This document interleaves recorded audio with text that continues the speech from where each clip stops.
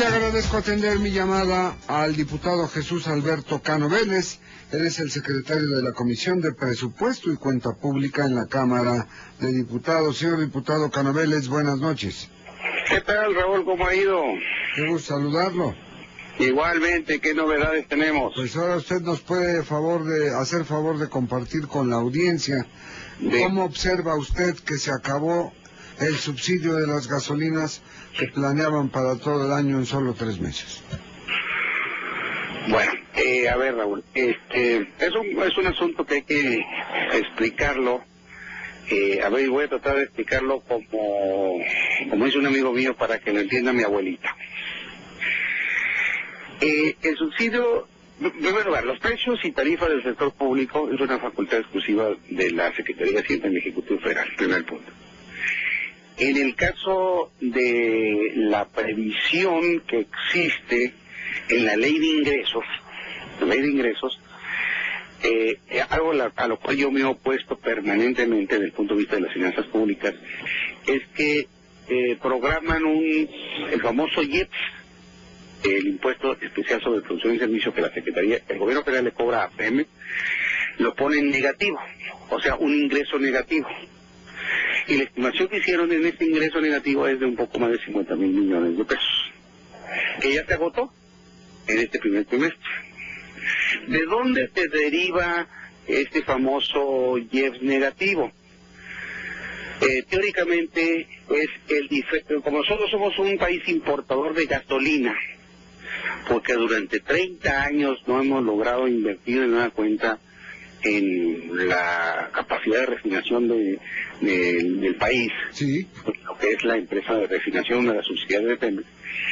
Y fíjate, todavía la refinería de Tula, pues todavía ni le empiezan, ¿ah? Después de 2 años, lo más que han hecho en Tula es la barda perimetral, ¿no? Sí. Entonces importamos algo así como entre 400 y 500,000 barriles diarios de gasolina, pero la compramos a precios de referencia internacional a 15 pesos y la vendemos a 10 pesos. Sí, ahí hay un subsidio de 5.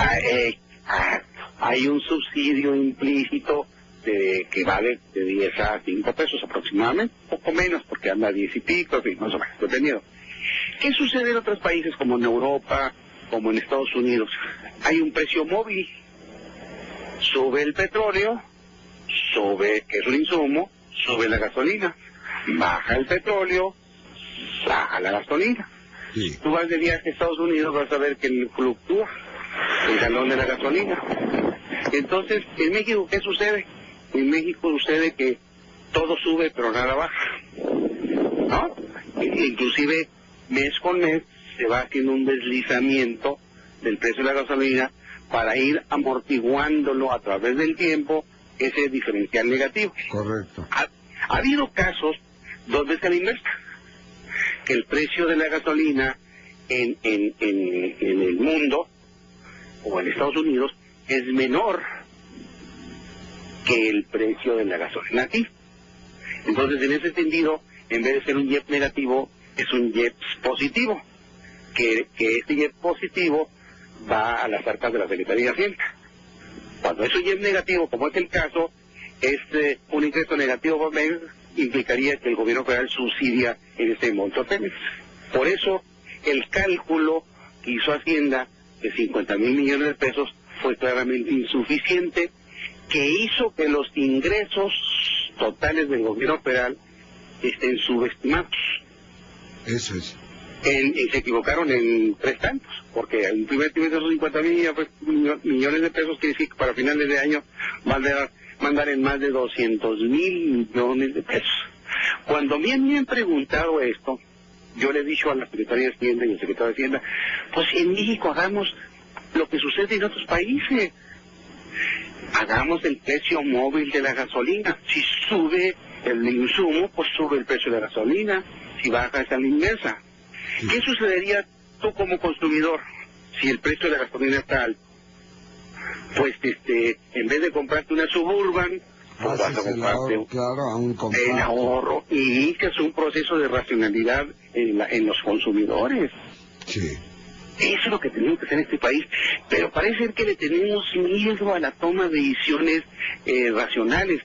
Entonces de repente los diputados y los funcionarios públicos, etcétera, etcétera, nos envolvemos en la bandera diciendo el gasolinazo, está incrementando el precio de las gasolinas, y no le decimos la verdad a la población.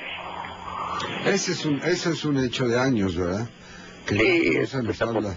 Ahora, ¿qué hay que hacer para poder seguir sustentando ese subsidio? Bueno, yo creo que en este país debemos dar un paso fundamental, que es una verdadera reforma hacendaria.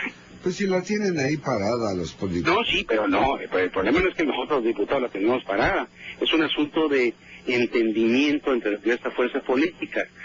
Yo soy priista y a veces yo difiero muchas veces de las posiciones del propio partido.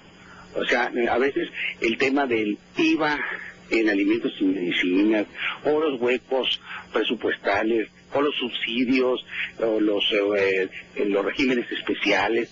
Yo soy de los que opino que hay que ordenarlos para que tengamos una base tributaria progresiva, que le grabemos más al que más tiene y podamos subsidiar al que menos tiene vía gasto público. Eso es lo racional, pero a veces no sabemos dar el paso, digamos, inteligente. Bien. Ahora, finalmente, agradeciéndole, señor diputado Canoveles, tomar mi llamada. Lo cierto es que el error de la Secretaría de Hacienda, porque eso podría calificarse como eso, como un error en calcular, en subestimar, deben de resolverlo pronto, porque ¿qué pasaría si no? Bueno, simplemente lo que pasaría es que los ingresos previstos van a ser menores al final del camino. Correcto. Y si son menores al final del camino, porque es un ingreso negativo para la Secretaría de Hacienda, porque le tienen que restituir otro ingreso, implica el tener menos ingresos, porque se tendría menos capacidad de gasto.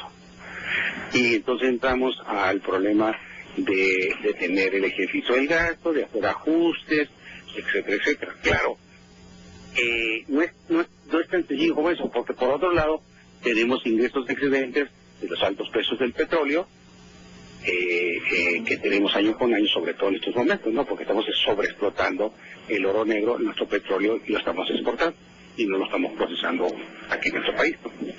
Señor diputado Canoveles, le agradezco mucho tomar mi llamada de Enfoque y me da gusto saludarlo. Igualmente, don Raúl, y a la orden, ¿eh? Muy amable, gracias.